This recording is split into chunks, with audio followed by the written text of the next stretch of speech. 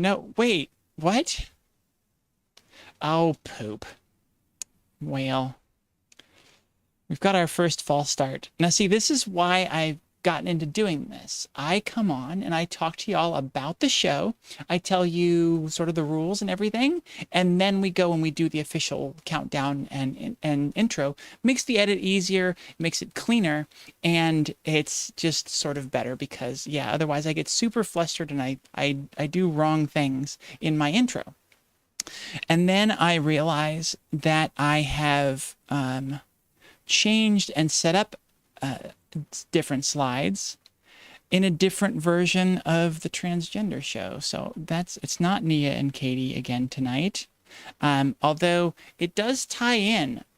So Nia and Katie were our last guests. Nia Chiaramonte was one of our repeat guests. She had been on by herself before, and she came on to promote a book. We've got another repeat guest tonight, Kaylee Hargrove, and I will get into more about her in just a second. I'm very excited about that. First off, I want to make sure that everybody knows that, like I said, the rules of the show. Our guest cannot see chat, so if anything you put in there, she will not be able to see, but that is fine. Keep them coming in. Keep your comments and your questions coming in, and I will relay those to her probably after the break, if we even get to a break. But at some point in the show, we will definitely get to all of those. So, don't worry about it. Just keep them coming in. We'll grab them, and I will pass them on to her. It has been a minute. So Nia and Katie were on in May, and then we had a lot of stuff going on, of course, hey, Pride Month. So we were a little busy around here, didn't get guests lined up for that. And yeah, like I said, guests were busy. So we're back on. I'm very excited to be back with you. I'm so excited to be here. I see that Rich Dresden is in chat. Rich actually got to come and tour the studio and that was super fun. Rich brought me a present tied in with our with a blooper reel that I had put out for Transverse News, and he delivered me a bottle of wine with the quote, "More wine, perhaps," which was very fun. I hope you all get the reference. I laughed hysterically. It was wonderful. The problem was I don't usually have wine in the house these days, and so I drank it. I was intending to be able to drink it on stream, and I do not have it today because I could not hold out and not drink the wine. So, Rich, thank you so much for the bottle. I'm sorry that I'm unable to drink it and be drunk on stream for you. But we'll get that. We'll get another bottle and do that another time. I am bringing up a couple things here, and then we'll go ahead and get into the show. Let me say hi in chat. Let me see how you're doing. It was wine. It was wet. It was here. I had to drink it. I'm sorry, Rich. I appreciated your gift so much that I just had to. I had to get to it before I was intending to. All right, y'all. Let me read through this and make sure I've got this right. A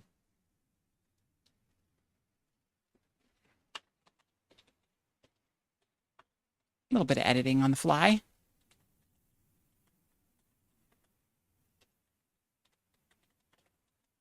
Okay, there we go. All right.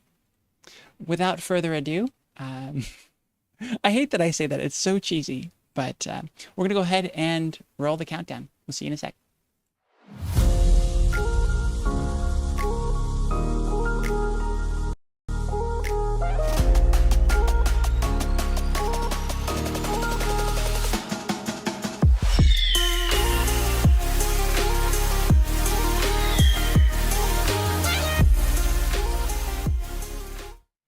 Hello, everyone, and welcome to the Transgender Show. I'm your host, Emily.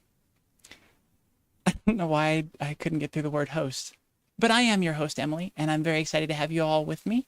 I'm also really excited to have back on the show Kaylee Hargrove. Kaylee May Hargrove, she, her, is a writer, theologian, and activist living in the greater Atlanta area with her partner and 2 kids. Katie has been part of the LGBTQ plus activism, has been part.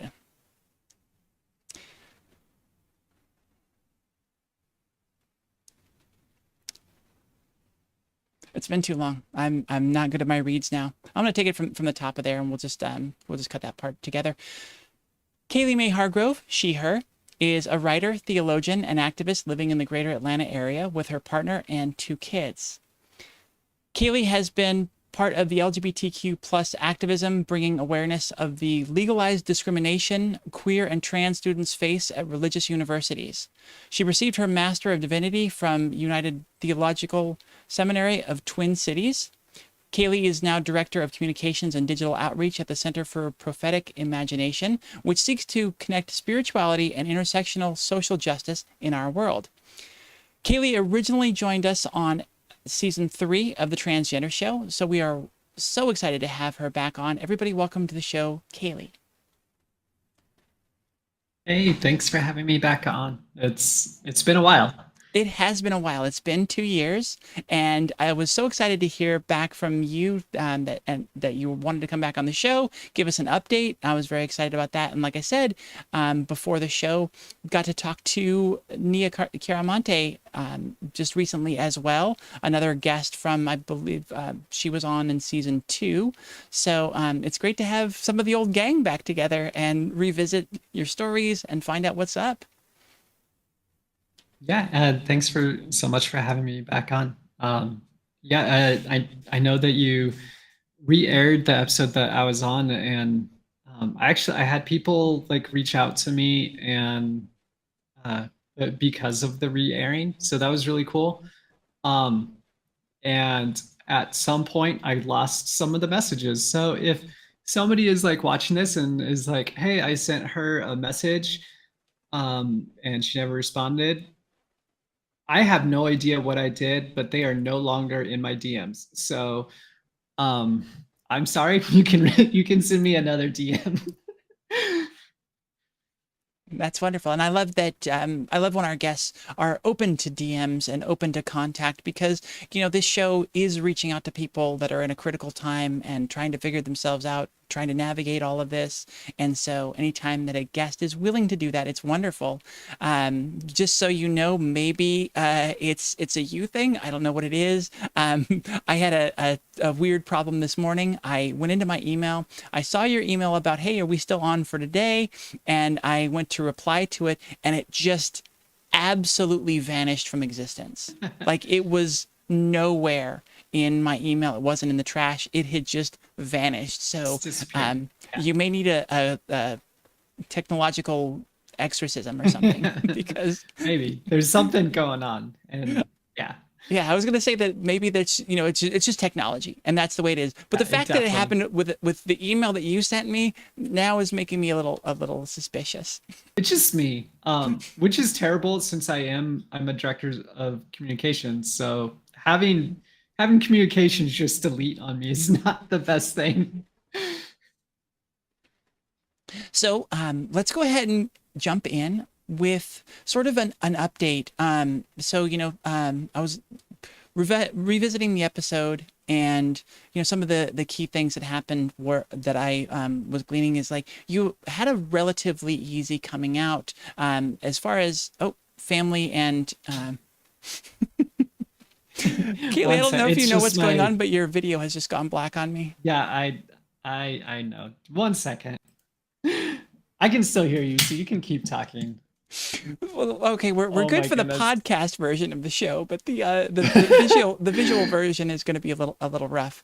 Let's go to the screen for a minute while I ask the first question. Yeah, I just wanted to get well, it's not going to work because your video's not there. So let's you got it fixed? Okay, let's see. Are you there? You Yeah. are there. Okay, good. What happened? So I'm using an old phone to Okay. connect to my computer, and it apparently turned off or something. So I had to turn the screen back on. Okay. That's all it was. Yeah. So good. I you know what the problem is. When it happens again, you can just fix it real quick and we'll just move on without acknowledging it, like professionals do. So yeah, welcome. It's great to have you back here to have this chance to follow up with more of your story. You were only 2 years into your journey at the time. You had mentioned that your wife was kind of helping you along with it and was accepting. Your mom seemed to take it very well.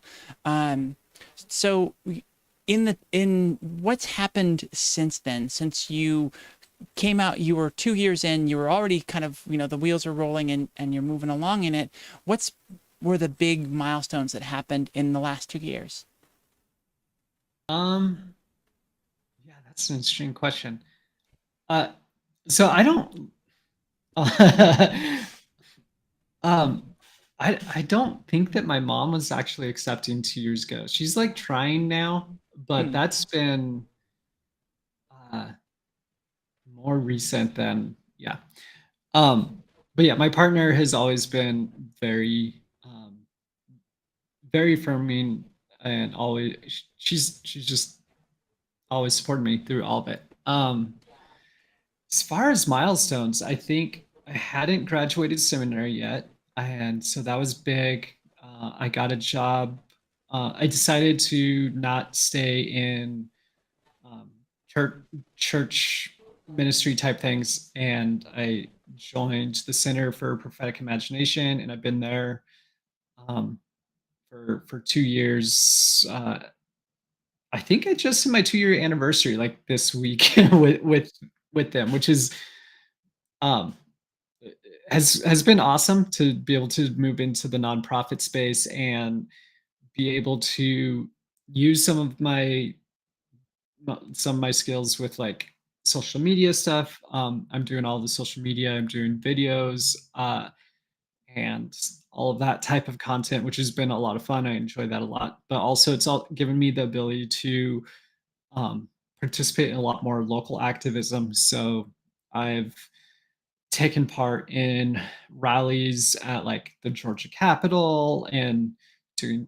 protests and different things that I don't necessarily know if I'd be able to if I had a different job. But since our nonprofit is all about like social justice as a response to whatever spirituality you do have, um, showing up to the Capitol and speaking out against some of the anti-trans stuff that is happening in Georgia has been kind of awesome in that like in that sense to have that type of job. It sucks that I still have to show up to the Capitol and listen to a lot of transphobic stuff that politicians will say on record, which is some of it's just crazy to me. Mm-hmm. Yeah, like those have been kind of the big things that have happened the last couple years. I don't know. Like the last 2 years have felt a lot like just a blur of different things. Mm-hmm. So Well, yeah, um that's big to be out and actually doing the activism on the front line there in in the political chambers and and participating in that, especially like you said, when you're hearing the people that are making the laws that are in charge of our well-being basically, yeah, and they're saying things that are hurtful, are hateful, are based on rhetoric and lies and not the facts, and that's a very difficult thing to face, and that's sort of why I've shied away from that. I imagine that can be very difficult. I mean it's rough. It's really difficult to get people that aren't like on the receiving end of some of this stuff to actually understand, especially like cishet white people don't really understand what it means to be marginalized. And like the truth of the matter is there's nothing I can say to a white cishet man that comes anywhere close as dehumanizing as something that he can say to me, because culturally speaking it doesn't hold any weight. Like we have politicians or like I don't know pastors and like big name conservative people just saying that all trans people are groomers and pedophiles, and people believe that because they said it. There's literally nothing that I can say that um, brings the same amount of harm to that person. So there's an incredible imbalance that you almost willingly choose to go into to try to make change because I mean at the end of the day it's worth it, but it's hard. Like you gotta learn to show people up in different ways. And some of the people that have been able to work with have been some of the most amazing and strong people that I've ever met in my life. I've worked a lot with a group called Community Estrella here in Atlanta. It's specifically for trans people, Spanish speaking trans people, and especially indigenous trans people. And it's an amazing network. And just some of the stuff that they're doing and some of the stuff that they put up with because they're getting it from the fact that they're trans, they're getting it from the fact that English isn't a lot of their first language, and a lot of them are getting it because they're immigrants into the United States. And just to see people just step up and still continue to show up to the Capitol, still continue to speak out whenever like they're facing some of like the biggest hate that our politicians can throw at them, and they're still showing up and they're still fighting. And it's amazing to just be able to be part of that group, and to have them call me their friend is just yeah, it's amazing. But the work's hard. It's a lot of work for tiny steps, and sometimes steps are taken backwards no matter how hard you fight. So um, there's Mhm. definitely some resilience needed.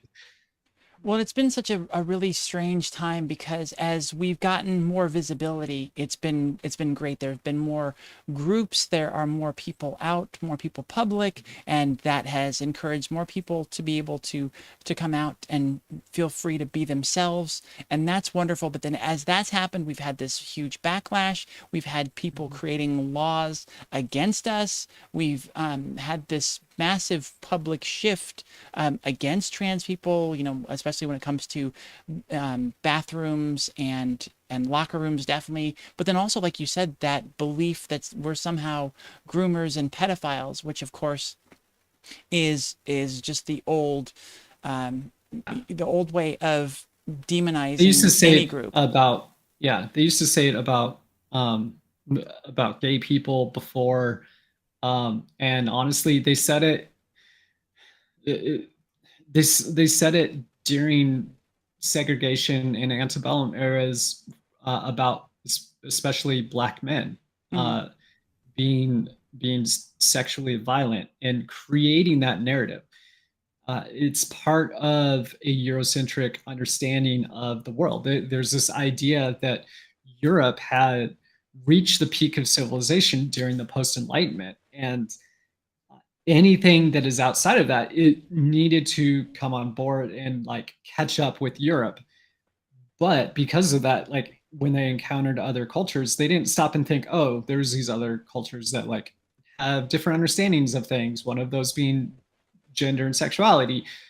Instead of being like, oh, is there something to learn? Europeans are like, oh, they're wrong because we already know that we're the top of civilization. Mhm. And so colonization happens, and literally we have uh, queerness being genocided out of a lot of colonized people throughout Africa. All of the sodomy laws in Africa were passed by like European governments, not the people. Some of those are still on record, and some have actually become worse. Have been some countries that have gotten better. Um, and Westerners tried to do that in the United States with indigenous people and trying to eliminate two-spirit people, like specifically, like we put we put indigenous people into schools and tried to unindigenize them and make them civilized.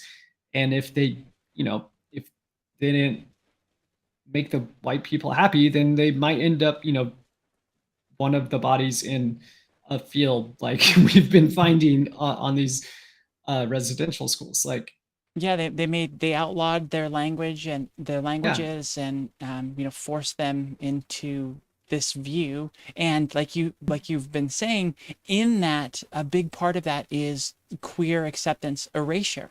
A lot of these hmm, cultures understood, the Native Americans, a lot of them believed in this two-spirit identity, this being that held both identities together.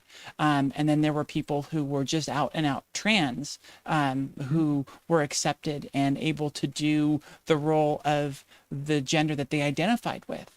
And yeah, that was accepted in a lot of these societies. And yeah, in general, these societies, and definitely some of these views of them, were seen as savage and, of course, needed to be eradicated. And so it leads us to this point where politicians are saying that, like, there's a trans phenomenon, this thing is new, we've never seen this before. And it's like, no, you've just erased it. You just yeah, ignored it, and you pushed it down, and you erased it.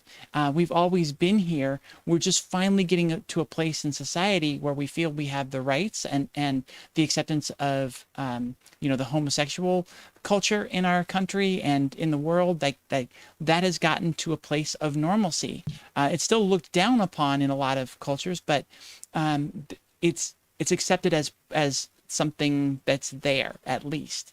And yeah, that has led to us being able to come out.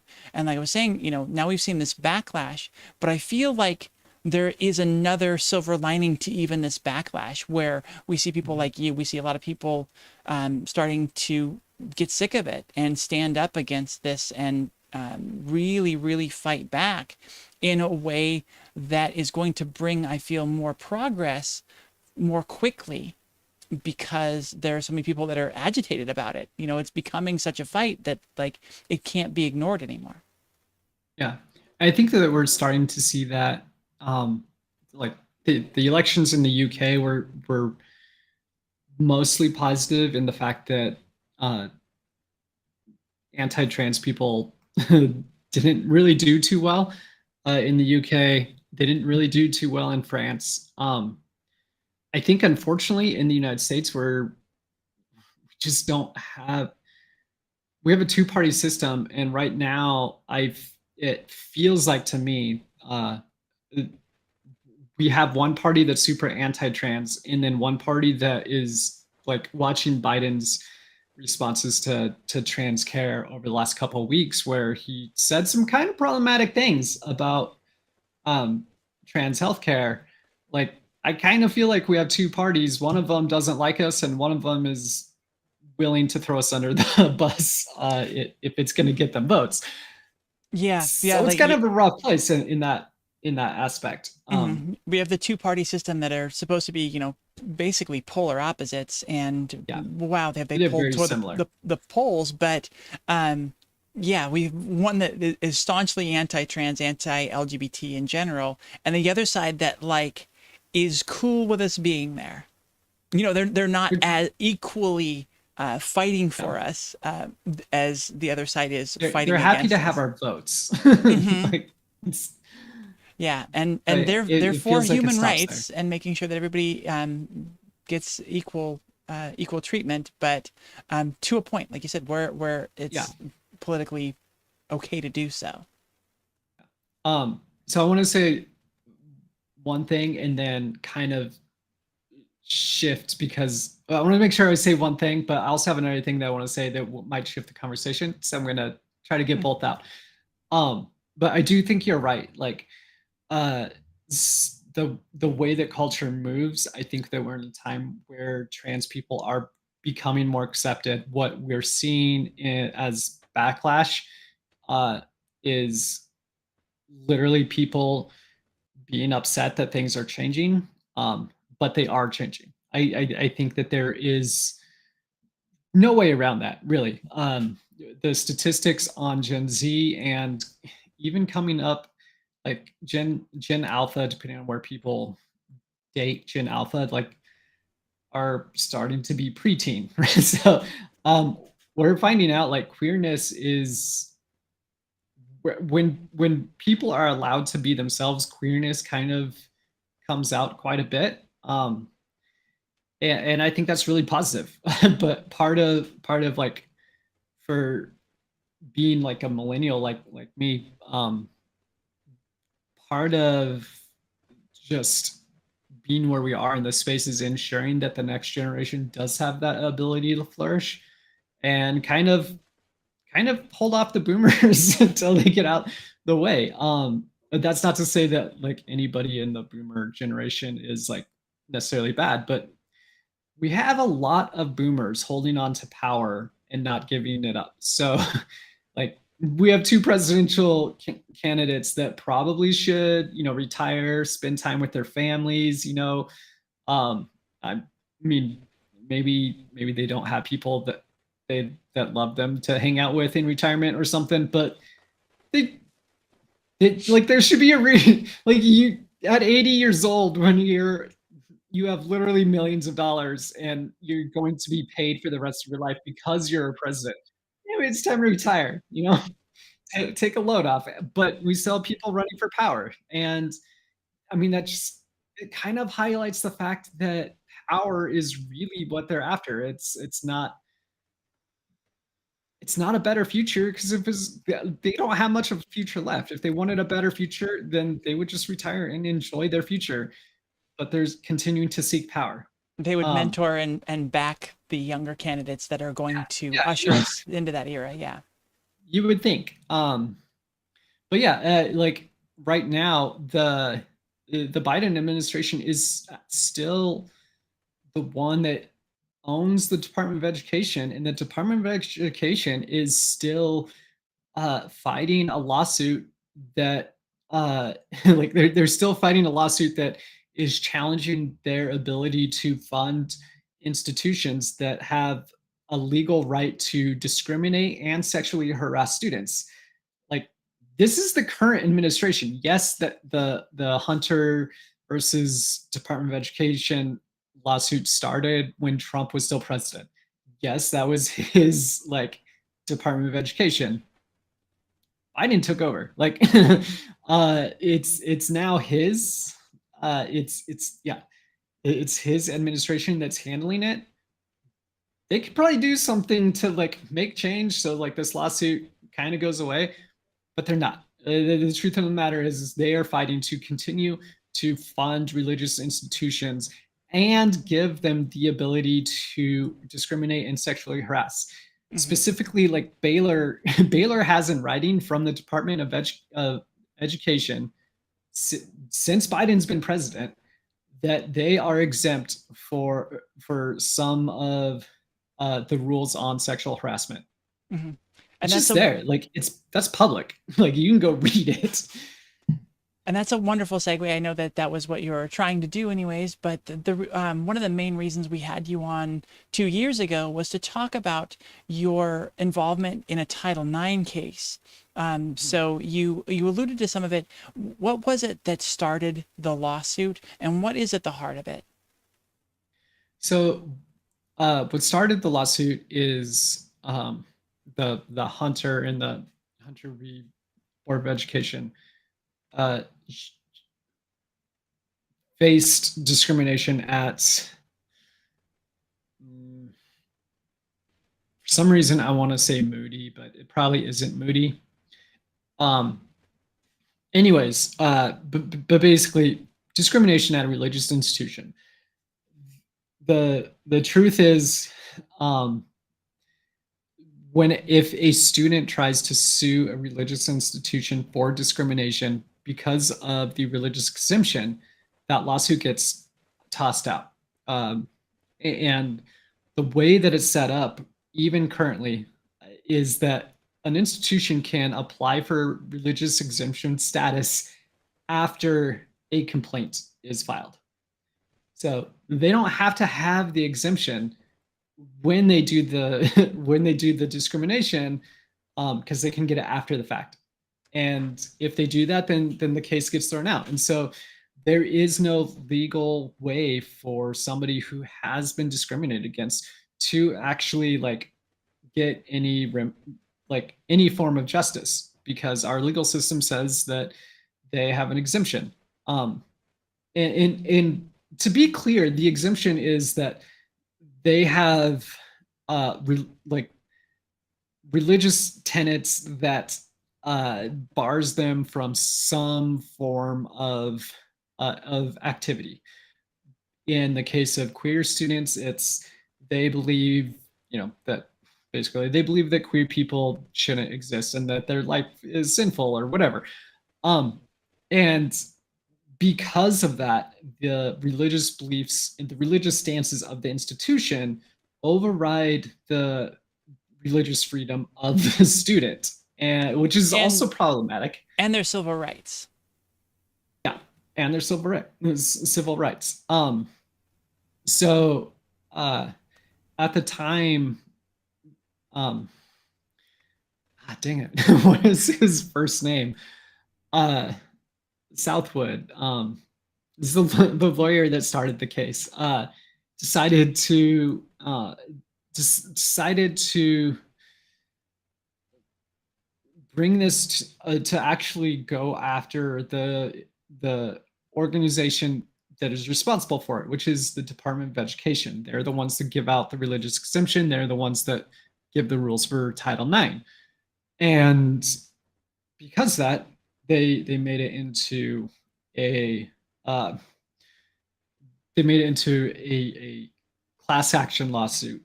And so there's 40 some people on the original lawsuit. I'm not sure what it is currently, because some have dropped. So I'll get into that, but there's a point in which some people dropped because they didn't want to have to deal with it anymore. Mm-hmm. Because it's a headache. It really is. So I joined as a plaintiff on the lawsuit when I was kicked out of my seminary for being trans when I was a distance student. I wasn't even on campus, so I was only showing up to Zoom calls. And like they had no way of knowing that I was trans. Um, but they ended up finding out that I was, and I have suspicions on how that happened, but that's neither here nor there. But they ended up giving me the choice to either stay in the seminary and face discipline, which would mean I would eventually get kicked out of seminary, or I could withdraw from classes. And because I was in that like grace period where you could withdraw and not be charged, I could just drop them and not be charged. I was going to seminary using my GI Bill, and if I like got kicked out because of disciplinary type stuff, uh, I'd I'd be out thousands of dollars, which I didn't have. So I they basically forced me to drop out of school, which counts as it technically counts as sexual harassment according to the Department of Education. Uh, the uh, I'm trying to remember the wording. It's something like barring the ability to join or basically barring the ability to take classes or go to programs because of gender, Mm-hmm. is a form of sexual harassment according to the Department of Education. So it's technically what they did was sexual harassment. And But so there's now, nothing. There's oh wait, oh, sorry. I was just saying that there was nothing that I could do to stop it. yeah, So whenever they found out about my story, They asked me if I wanted to join as a plaintiff, and Hmm. I said yes. And I'm happy that I'm happy that I did. It's definitely something that more people need to know. Like the federal government is choosing to fund institutions that are discriminating and sexual harassing students. But unfortunately, the first round of the lawsuit ended up getting thrown out because the the judge found that significant harm did happen to students, but said that there was no legal remedy, which is kind of like it's kind of a significant thing to happen because it says like, yeah, this is wrong. We can't do anything about it, which is a it's a problem. So right now, that case, two 2 years from whenever we first talked about it, uh, we are um, in the appeals process. So it oral arguments for the appeal to like actually have this lawsuit go forward. The oral arguments are going to be next Tuesday, the 16th, Oh, wow. and people can live stream that apparently. Um, it's going to be about an hour long Hmm. because it's a really short oral arguments. And Basically, I have no idea what's going to happen. oh, okay. What is are you aware of what the goal is? Are they trying to get this up to a higher court? It's a court that maybe has more jurisdiction, or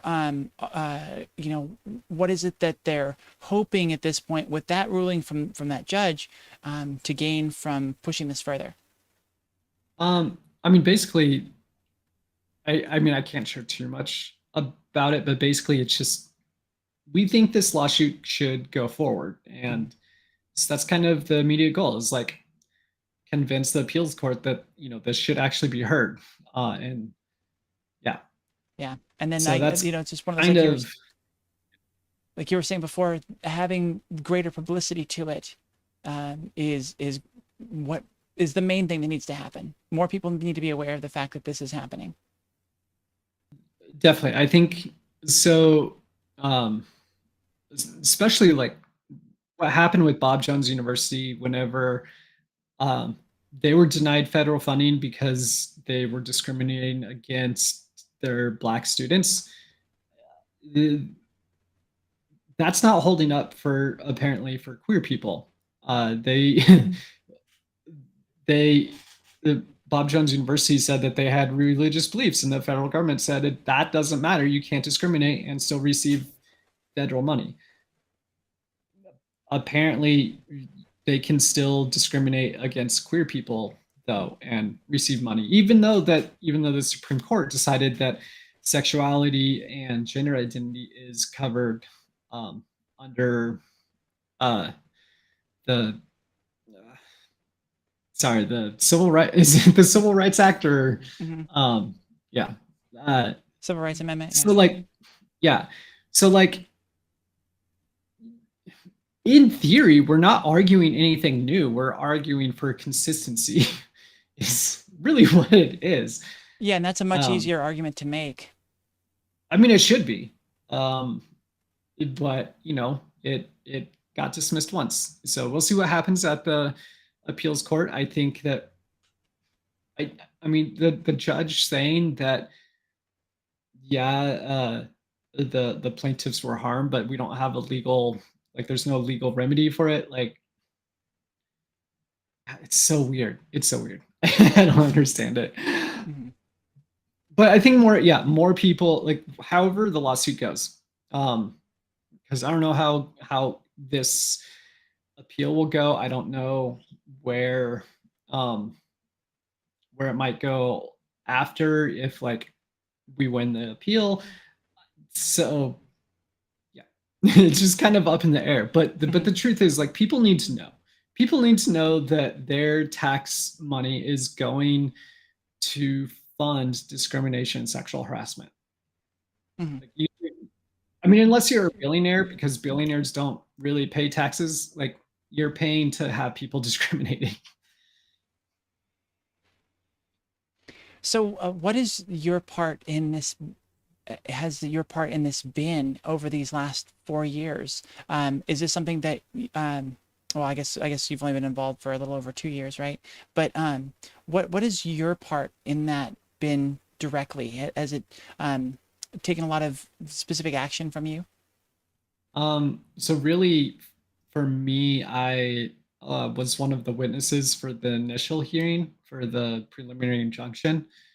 Um, Other than that, like just doing promotional stuff to try to get people to know about it. Luckily, the legal team has taken care of a lot of the legal stuff. Like up front, there was a lot more work. I gave like a formal statement and complaint, a formal Title IX complaint against the school that I went to, uh, which kind of like a little side story. They ended up closing their doors and selling it off because, well, they were kind of losing students and stuff anyways already, but um, they got enough bad publicity that I in one of their statements that they made when they tried to make some changes, they actually cited the fact that younger students didn't didn't agree with them on some of their beliefs on sexuality. So like I, they made students mad, and students didn't want to go there, and they ended up closing their doors. It wasn't just me and my complaint and them getting a lot of bad press, but that really didn't help them either. So Wow, that's great. That's an amazing impact. And I love, you mentioned before the younger generation, we're just kind of waiting for the boomers to step aside and let us, really start making some change. I love to see those instances where that's sort of happening. And mhm. there was the belief, there was the hope, that the younger generations are so much more accepting and all that. And then you see a lot of young generations that are indoctrinated into the hate and to the discrimination. And so it's like, I don't know if it's really getting that much better. But then, in a religious organization, a religious institution, you see something like this come up where the young students come in and are like, no, we're not going to your school because you have terrible policies. And it's like, okay, Yeah. yeah, we're actually going to do okay, I think. Yeah. The statistics are showing that there are kind of a higher number of far right radical younger, like people in their younger 20s. Um, I To me, like I was kind of one of those far right radicals when I was in my 20s, so like I I'm not too terribly worried about it. Yeah, I don't know. I like if you're far right and like you don't have money, you're gonna get burned. Like that's just really that's the truth of it. And you're either going to blame you're gonna blame, I don't know, the other political party or find another scapegoat to like hate on, um because clearly trans people are taking your jobs or whatever. Like Whatever the it's narrative kind they of, come up with yeah, is, yeah. yeah, it's nonsensical, but like uh at some point, a lot of us, especially those of us that were raised really conservative, really, especially evangelical, like there was a point when we just kind of had to reckon with the fact that what we were given just wasn't good. Like when it comes down to it, it's not good. It's it like religious wise, it's not good theology. Social wise, it's not good social practice. Like Well, and as you get It's out there and you meet other people, yeah, when you're yeah, young, you can believe some of these things, pretty wholeheartedly until you start meeting people and go like, wait, they're not demons. They don't have yeah, horns and tails. Like, there are yeah, actually good people. Like, wait a second. So, yeah. It's like, if that's not true, then what else isn't true? I And mean, in a lot of ways, my transness should be kind of the least exciting part about me. Like, um, I have hobbies and um things I like to do that I think I don't know. It's kind of more exciting. In some ways, it's more exciting than just like talking about my gender. Like, I mean, it's still good to like. It's nice to talk about your experience and to like share your experience with other people, but also at the same time, like I'm kind of a big baseball fan. um, I enjoy building Legos. Yeah, like there's just so much more to me. Like I'm a actual real person, and I think a lot of people are like they're they're giving a they're giving a straw man mhm. for like an entire you know demographic of people, and that straw man just doesn't hold up when you start to actually get to know somebody. Well, but the problem that we face is, and the reason why this is having so much success is there are so few of us. Like Mhm. I'm still meeting people who are coming out, and they're the first trans person that the people in their circle have ever met. People at their job, the people in their family, their circle of friends, they're the first one to come out, and you know, being um, an advocate for the trans community, having a show called the Transgender Show where we're talking about trans experience, it's sort Mhm. of funny and ironic to be on that bandwagon of like, yes, we want to make it so that being trans is the least exciting thing about us. Yeah, We want to, exactly. yeah, Yeah, we want to make it so that nobody cares that you're trans. It's like, yeah, okay, so what? What do you do? Like, yeah. And that's like part of it is yeah, I do think about the fact that I'm trans in the world quite a bit. A lot of that is because other people are making me think about the way that I show up in the world because they kind of make it unsafe. Like mhm, there's a lot of places where uh, being outed could be really dangerous. yeah. And Well, and a big part of the experience of finding euphoria and kind of getting away from dysphoria, for me at least, is are those moments when I'm out in in public and I just forget the fact that I'm trans. I'm just me out there being me and being accepted as me. And those are the best times. But yeah, the political environment kind of makes it so that you kind of always have to be a little bit on guard, and it's tough to find those moments these days. yeah, it is. So, in the last couple years since we've seen you, how has your transition gone? What have you has your experience in the world shifted? Do you feel more comfortable in your skin? Um, are things easier for you? I would say things are easier for me. I, for the most part, I really don't have to worry about getting clocked or whatever. So like, I am able to go to places and feel safe, which is really nice.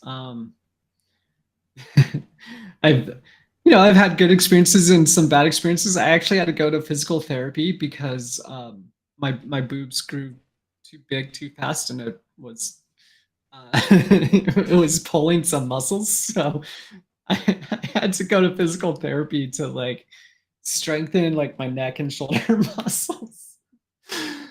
Um, yeah, I know that. I've heard that when it comes to like breast growth, that you take your like your mom's cup size and go half. Well, I actually come from a very like well endowed family, so yeah. uh, but yeah, like I've also like I've taken up running and being in the South, it's super hot, so like I've actually gotten to a place where like I feel comfortable like running with just a sports bra on, um, which is kind of a weird thing 'cause I was raised evangelical in like purity culture type stuff. And so I hadn't realized that I had internalized some of the like modesty things that I weren't necessarily given directly to me. But yeah, I had to overcome some of those like, oh, I should cover up. And but yeah, so that's been, yeah, I kind of feel like the last couple of years has just been more of uh kind of settling into life, which is nice. Yeah. Yeah, that's the best part when again, sort of like you're not focusing on the fact that you're trans, you're just you and being you and it's great. It's so I my story has been so weird and the moments when I've been brave and the moments when I've been timid and like wanting to pull back and cover up and be shy are sort of strange. I just remember like um really early on, when I probably wasn't passing very well at all, wearing a bikini on Waikiki Beach in the summer. Like, I don't even know how I had the courage to do that. And, Mhm. talk about feeling like overexposed. You feel just Yeah. the first Yeah. time you really do, you just feel so naked. It Yeah. is an interesting feeling. The mix of euphoria of finally being able to dress as you Mhm. in swimwear, and then just like I have literally nothing on right now in front of all these people. So what's funny is I was always super insecure about like taking off my shirt to go swimming before I transitioned, and like now I feel super comfortable swimming in with a bikini top. Um, it was like I think like I started running with a sports bra on before I got my first bikini, so like I think that probably took away that naked feeling. But I definitely felt that like running, like going out the first time and be like, "There's cars on the road," and yeah. Um, but yeah, like in a couple weeks, I'm going to be wearing a bikini in front of my parents because we're doing a family trip, like on the coast. So Wow, is that the that's gonna first be time? so kinda like yeah.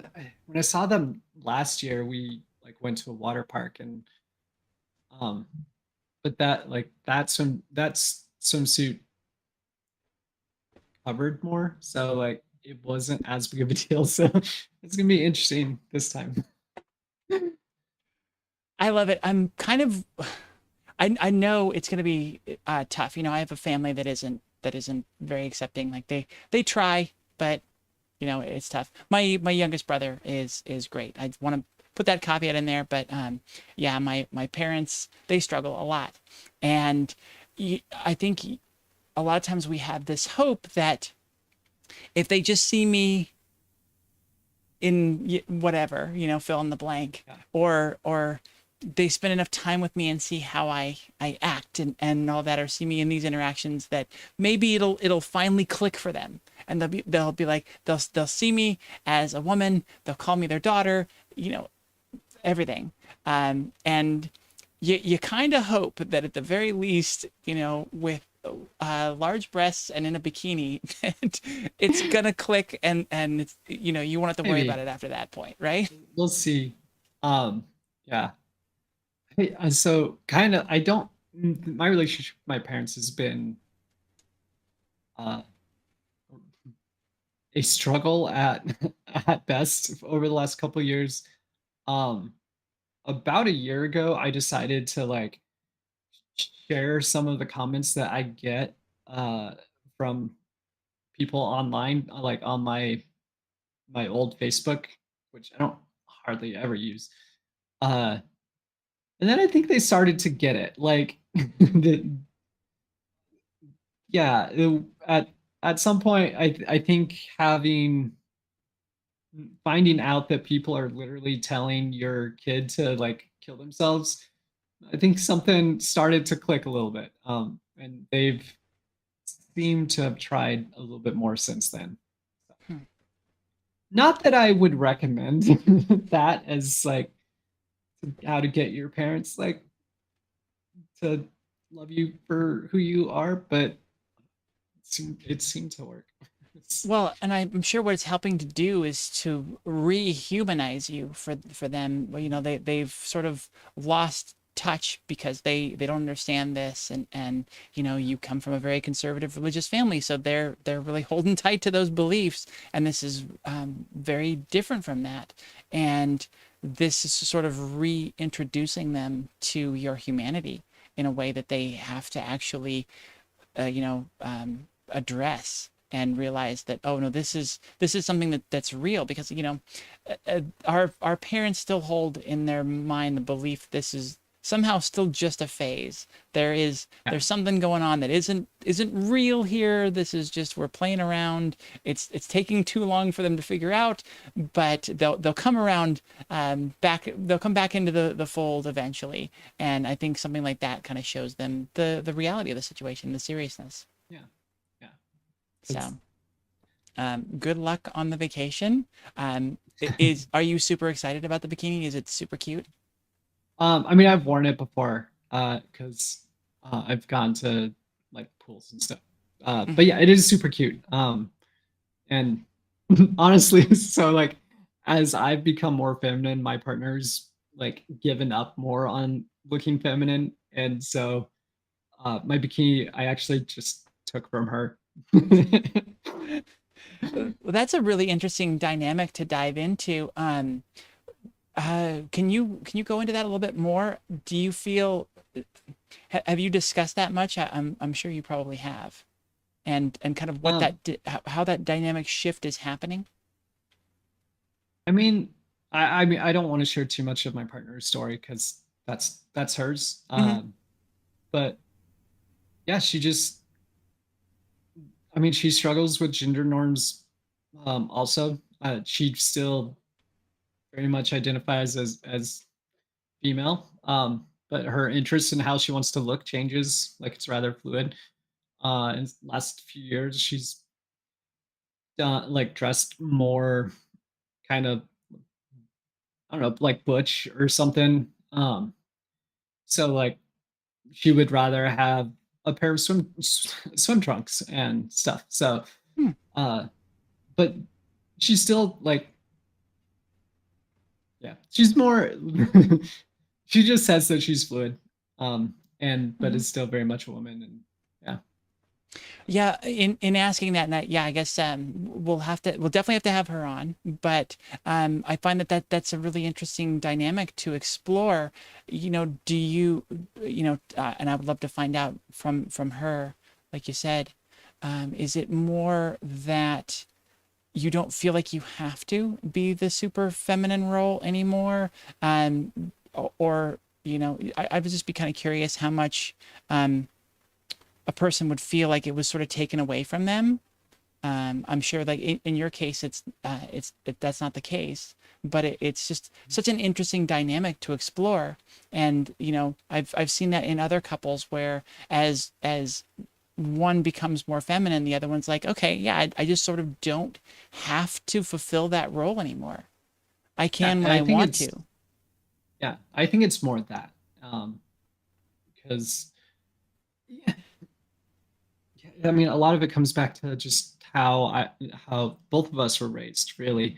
And we're both given like the husband acts like this and dresses like this, and the wife acts like this and dresses like this, and so kind of just giving that up, like she doesn't feel like she has to fulfill. She doesn't have to be a trad wife, Hmm. so um, and she doesn't want to be, which is kind of a thing. Is like she's never really wanted to necessarily have that role. Um, and just like letting go of that for both of us. Just kind of we both swayed in different directions, and uh but in a lot of ways that's kind of helped us, you know, still be together after all this. We've been together for 16 years now. And I started transitioning 4 years ago. So it's, yeah, I kind of think that we got lucky like with just the fact that when we were like looking for partners at a really young age, way too young because we were evangelical. We ended up getting lucky that we ended up together and um ended up having like compatible queerness that ended up coming out at a good time. So Do you feel in your journey as you've moved along that you kind of are still struggling tending towards those traditional gender roles? I find that for myself, I still want to hold myself to that feminine ideal, and I want to achieve that to to get to that place where I feel like I can truly carry the mantle of being a woman. I can truly call myself that. um I'm not, I mean, I still have feelings of like not not feminine enough, but like also at the same time, uh like I don't necessarily want to be determined by my gender either. I, I like to be able to just do the things that I want to do and just be me. So like uh like I do things like I'm the like main caregiver for our kids. They're getting older, they don't need as much help. But like I'm the one taking them to school and making sure that they go to the dentist and things like that. But those are things that I mostly took care of before I transitioned also. Even though that's generally a more feminine role. Um, so I don't know. I think that part of it is I did take on more of the traditional feminine type roles Mhm. even before I transitioned. So it's like not necessarily um, a big shift um, in our house per Mhm. se and like how things get done. So um, yeah, I don't necessarily, at least like in the house, I don't feel like I have to necessarily fulfill that feminine role. Part Mhm. of that was because I just always kind of have done more of the traditional feminine stuff. At this point in your transition, have you kind of reached that point, it sounds like, in accepting a lot of the things that you kind of carry from your past? Like, personally, I still love, being kind of butch and working on things around the house and, sawing wood and putting things together and fixing things. And I found that at the start, again, I felt like I needed to fulfill a more traditional feminine role in order to find validity in myself. And as I've moved along in my transition, I've learned to accept those rougher edges, those other things that are traditionally more masculine, and accept it as a whole package of myself. And at this stage, are you there? Um, yeah, I mean, really about the only thing that I kind of shied away from when I first started transitioning was uh, what sports. Like especially like I live in like you said, I live in the Atlanta area, but I always grew up being an Atlanta Braves fan. Um, and so the last couple of years we've gone to a couple games and it's like it's so much fun. Like letting myself like get back into enjoying baseball has been awesome. Like and I bought so I bought MLB The Show, which is the first baseball game I bought in years. Uh because and I was thinking of getting it just because I really like baseball. And then they came out with 2024 where you could play as a woman player. And I'm like, oh, I'm definitely getting it. So I kind of feel like sports is catching up with me as at the same time. And women's sports is like growing right now, which is also amazing. And so it's like I think that we're kind of in a shift with some of those like interests that we're seeing as like men do sports and women don't, and like that's just not true. And we're seeing a really big shift, and especially in like extreme sports, like gr- girls are going to like there was used to be a huge gap between in skateboard between the men's competition and the women's competition, but like we we the there was a 9-year-old girl that landed a 720. There was also a 9-year-old boy that landed a 900 at the X Games this year. But like the first 720 landed by a girl was like 2 years ago, I think, or just last year, when she was 12 or 13. And then she didn't quite she's landed it in practice, but she didn't quite land it at the X Games this year. But she's 14, like doing a 900, which is crazy. And just the way that women's skateboard has jumped in just like the last 3 years is ridiculous. And it's one of those things where it's like there's sports where it's not that men are better, it's that there's a social understanding that girls don't do it, and so fewer girls do it, fewer girls get like coaching in it, fewer girls get like parents backing them. When you start to take that away, like girls are catching up in Hmm. skateboard. Like, um, so Well, I yeah, still find it weird that we have two separate sports, baseball and softball. I find that a little odd. yeah, And but yeah, it's great to see women's sports really picking up and gaining a lot of steam, and they're getting the recognition they deserve, and hopefully at some point the money. I was shocked to hear that 50% of the money that comes in from the NBA is used for the players. 50% yeah. of all the money that comes into the NBA is used for the players, and it's not even 10% for the WNBA, and the WNBA is profitable.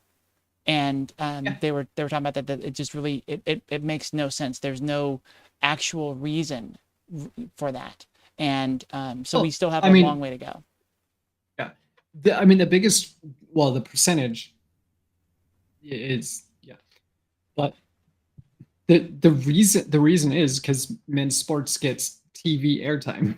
Like that's where they're making their money. They're intentionally not putting women's sports on TV. Hmm. Like that's the basic truth of it is the money is coming from TV. TV is choosing to not air women's sports. And they say it's because there's not an audience for it. You can't have an audience if it's not on TV. Like, yeah, it's it's very circular reasoning, and it comes down to the fact that it's just patriarchal bullshit. Is Hmm. really what Yeah.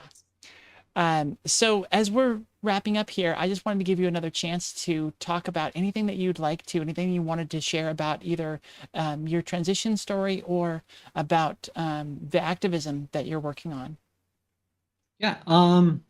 So I'll go ahead and say this: that where I work, the Center for Prophetic Imagination, we do activism, we do like education type things, but one of the biggest things we actually do is we have a 2-year certificate program in spiritual direction and social transformation, which it focuses on like kind of using your own spirituality, and you don't it's kind of based in Christian tradition, but it's not solely Christian. We have people in it that aren't Christian, like uh yeah. Just but it's really about understanding that spirituality should like center us to be subversive and uh, seek social justice in the world around us. We have we have new cohort that's starting in the fall where we do have a couple seats that we could fill. Technically, the deadline is passed, but we do have a couple openings. So if people want to do an actual like um, college type, I mean, it's not a we're we're not an accredited program. You do get a certificate. You do learn a lot. But yeah. Anyways, we do offer the spiritual direction program. It's offered on a sliding scale depending on what you're able to pay, and uh, yeah, it's just a really good program. And I'm actually going to be teaching my first class in it this next term, where I will be teaching um, Christian mystics course, which is it's going to be fun. Christian mysticism is a fun topic, and there's a lot of people that you can look at that you might not think of as mystics, like somebody like Sojourner Truth, who is very well known, but like she was actually kind of a spiritual person, and like you use that to position herself in a way to like spark change. And so it's really looking at people within the Christian tradition that have positioned themselves to um, like push back against a lot of the messed up power that um, is happening around them. So, if you're interested in the spiritual direction program, you can find information at prophetikimagination.org.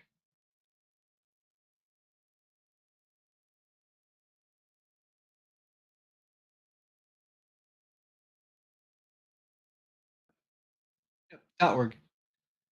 I may have given you it in the email as a .com. I'm not sure.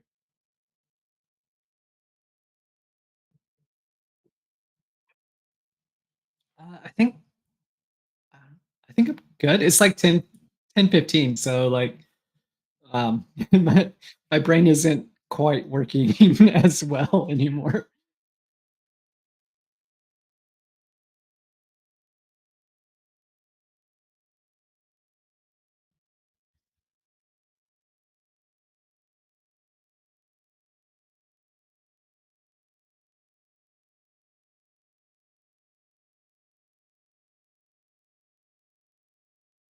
Thanks. And thank you so much for having me on. I really enjoy it.